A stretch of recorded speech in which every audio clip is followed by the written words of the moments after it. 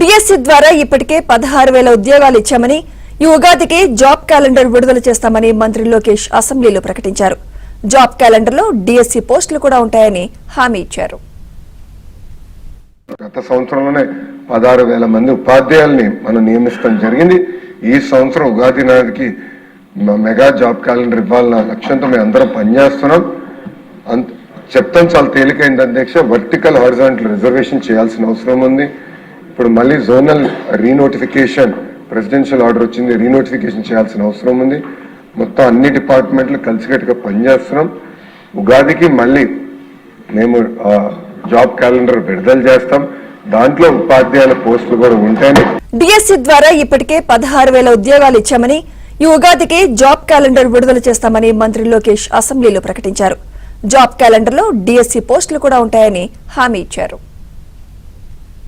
గత సంవత్సరంలోనే 16,000 మంది ఉపాధ్యాయుల్ని మనం నియమించడం జరిగింది.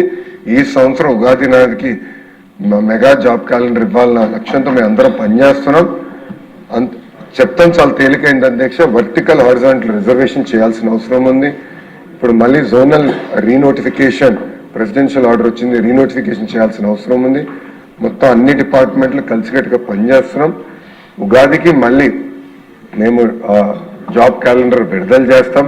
దాంట్లో ఉపాధ్యాయుల పోస్టులు కూడా ఉంటాయని